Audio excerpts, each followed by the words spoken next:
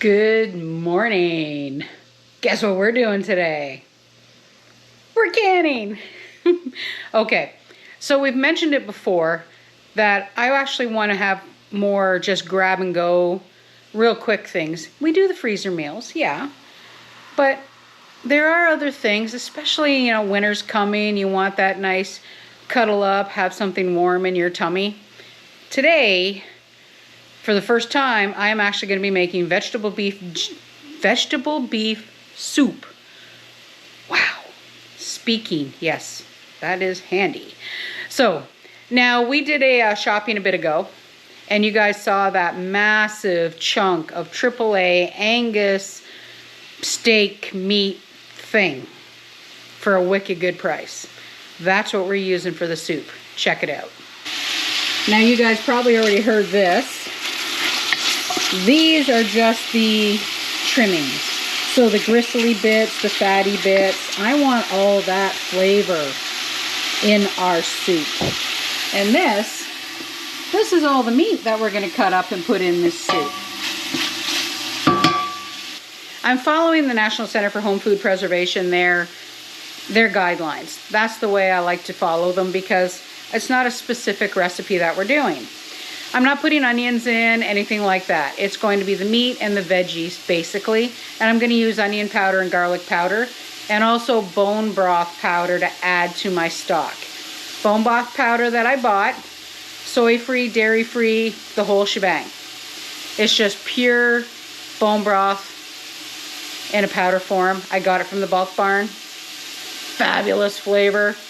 So I'm going to make the soup. We're going to simmer the meat. So let's start cutting up meat and browning these little pieces off. So the hardest part is making sure the meat's going to be relatively uniform. I'm actually shooting for small pieces, so this is what I'm going to try and do. I'm going to put them in a bowl, just so I don't get them out of the way. Now this is not like making beef stew, because you know how a lot of people, when you make beef stew, you kind of dredge the meat in flour and you get the little thick part. You don't put flour, no grains whatsoever when you make and can soup. Don't forget, guys, okay? You know me. If it's not on Ball Bernardin or the National Center for Food Preservation, and if it's not a safe canning recipe, I'm not going to do it. And grains are not safe to can. Don't forget, they will ferment. And exploding jars is the last thing I want.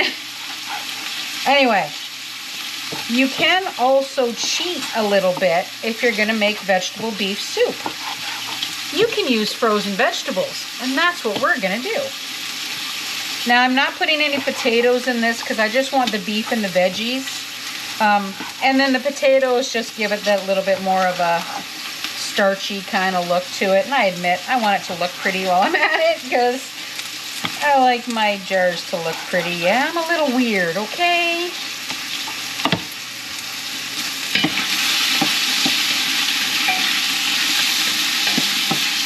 Now the beef trimmings I did leave really big, so I'm gonna let them simmer in with the meat as well, so we get all the good flavors.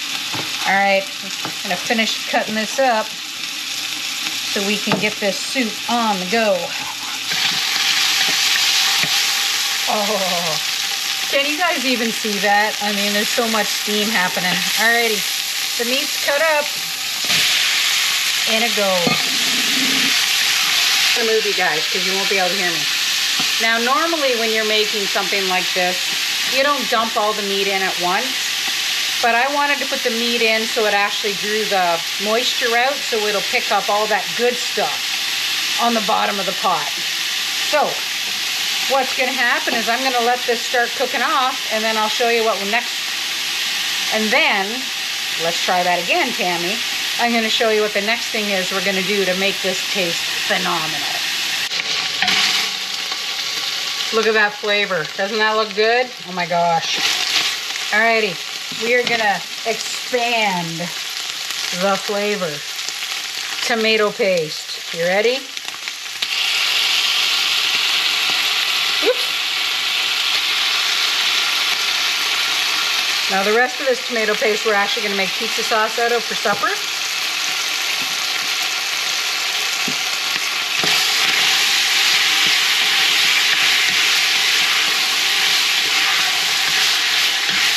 Now that's my tomato paste. It has nothing in it but tomatoes. Like nothing.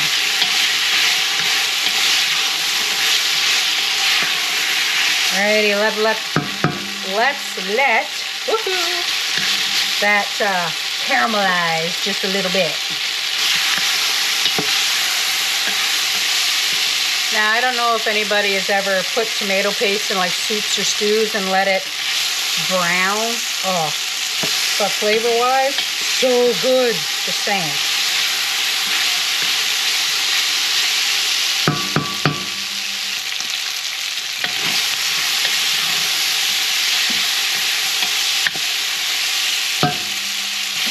Look at all those fabulous bits on the bottom. Oh. Alrighty, first jug of water.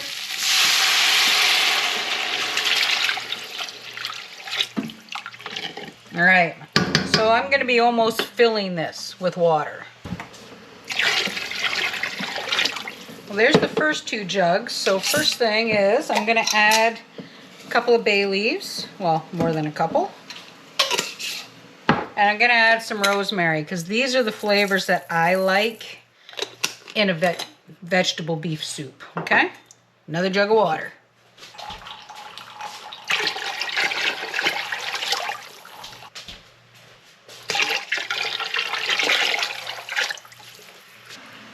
Okay. So this now is where my soup may be controversial to like homemade soup people. This is the bone broth powder that I bought at the bulk barn. Now the reason why I'm using the bulk barn powder is that this stuff has got no added anything. No soy, no gluten, no anything. It is pure bone broth powder, like beautifully pure. And that's what I'm going to use for my beef base. It is not a cheap product. I'm going to warn you now.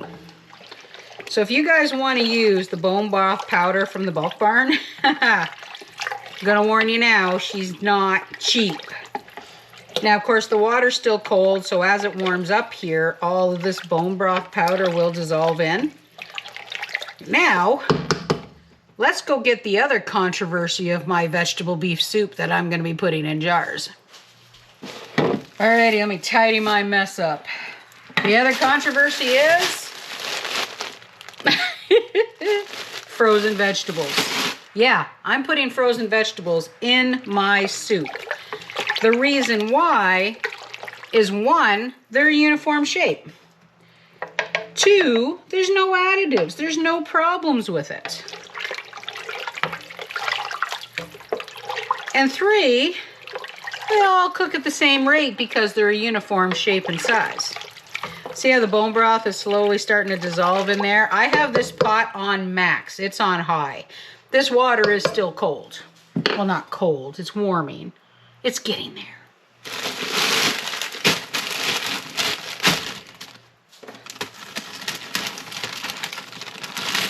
So I'm going to be putting more than half of this bag in this pot of soup.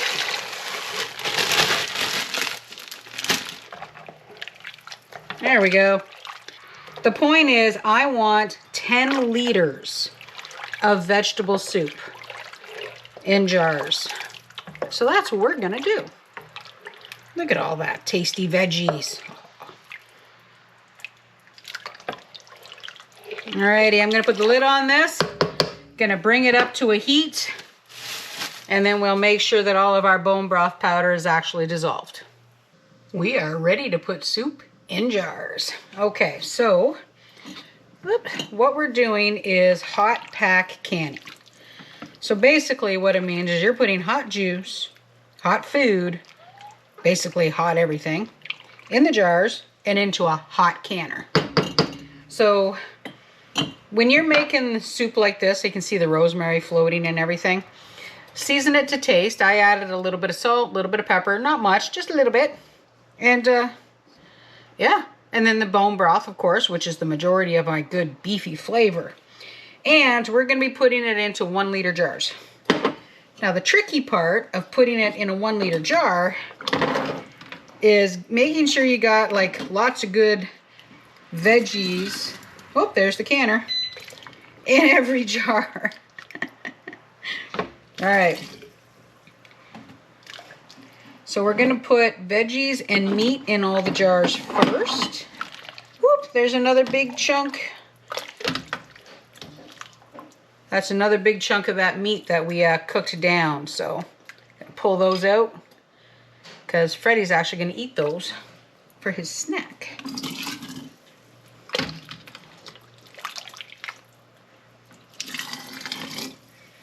See if I can get even amounts of everything. You know, I'm just gonna ladle it like I would just soup. There we go.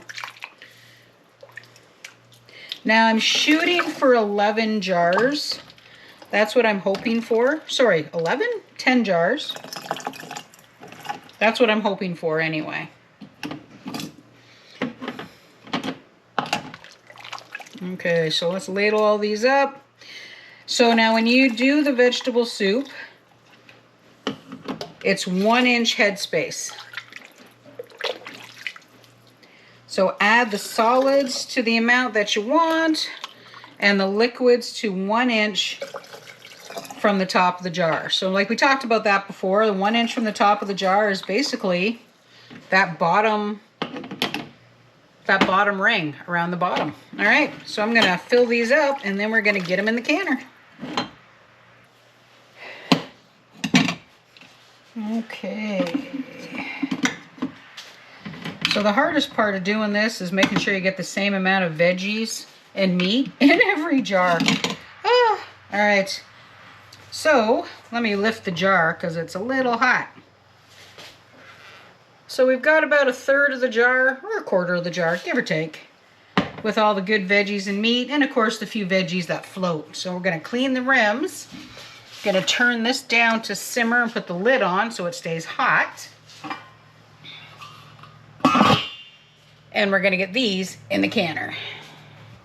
So when you're canning anything with meat in it, definitely make sure you use vinegar to clean the rims, because the vinegar breaks down any of the fats and the oils, and it just makes sure that you get a good seal on these jars. Because why would you do the work if you're just going to have to dump it in a pot and eat it immediately, or throw it in the freezer, right? Okay. These are hot. All right, my nice clean lids. Now my canner, I can only put 5 1-liter jars in at a time. So that's what we're gonna do.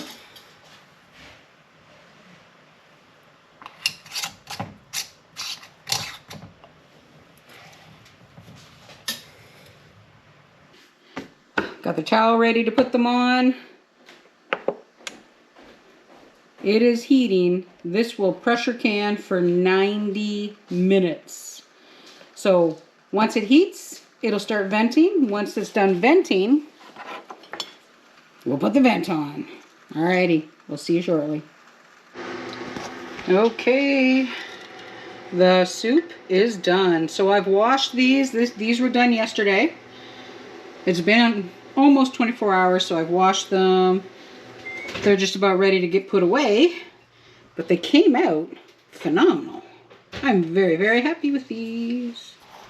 Okay, so I'm editing the video now. Well, part of it. So this is how it's going to end up. It looks great. So the way it works is I didn't fill the jars up a lot. I left quite a bit of room just so we could add some cooked barley, add egg noodles like this one. Now reading this one, because I had 1 jar out of the 10 fail because a little tiny piece of rosemary got underneath the rim. So, hey, it happens. Now, if I was going to be making more than 2 canner loads, I would have just fixed it, cleaned it up, put it back in the canner. But I wasn't. I was only making the 2 loads, so we decided to have this one today for lunch. Now there are different ways to do the soup. I did it the way the National Center for Food Preservation, SORI, does it, and Ball and Bernardin, where you make your soup and you can it all, after it simmers and let it go. But there are other ways to do it depending on your situation. So if you want more veggies and more meat, what you can do is actually add the seared meat, be it chicken, pork, or beef, lamb, whatever. Add all the veggies so that way they all have the same amount, and then make your stock separately and put the hot stock on the food and then can it. Now, I wanted all these so we could add barley or potatoes or noodles. That's why I have so much liquid in the jars. I did have a plan, but I also realized when I did the first 5 jars, I had actually put too much of the veggies in the jars. So I had to put those last little bit of vegetables that were in the bag in the pot. So I did end up using that entire 2 kilogram bag of veggies. So let's talk budget and finances on this one. Are you ready? That 2 kilo bag of veggies was what? $4.97 or $5.97? I'm going to say $6 to make it easy. Right now, if you wanted to get green beans, corn, peas, carrots, all separate, you're looking at a lot more than the $5 or $6 that I paid for that bag of veggies. So value-wise, oh my gosh, it was phenomenal. Definitely phenomenal. Wow. It's my favorite word and I can't say it today. Now the meat that we used, yeah, I could have put more meat in it, but I didn't put a lot. Big deal. If I wanted extra protein in it, I can add kidney beans, white beans, chickpeas. Add the extra beans. If I'm going to make this vegetarian or vegan, I could make vegetable stock and add the beans and the peas. That way I have all my protein. I don't have to worry about adding anything at all. So now, canning practices, the safe canning practices. Are you ready? Follow a safe recipe. Nothing else really to say there. Number 2, you can't can the grains. No rice, no barley, no pasta. They ferment. Okay? You can those. You're just going to have jars there. The lid's going to pop and then you're going to have bad jars. So don't waste your time and don't waste your money canning things that aren't safe to can. And number 3, pressure can it. You cannot water bath can soup. Modern methods just are not, I don't know, what's the best way to put that? I'm not, okay. Older recipes and older methods, they don't work with modern equipment. Does that make more sense? I think that makes more sense. So back in the day, yeah, they may have water bath veggies, but we don't have the same hardware anymore. You got to think about that. New hardware, new jars, new lids, they do not work with the older methods. Follow the newer methods, follow the newer recipes, and you'll have great results every single time. So I'm going to eat my lunch, add this to the end of the video, and we'll see you next time as we do our simpler life here on PEI. Bye for now.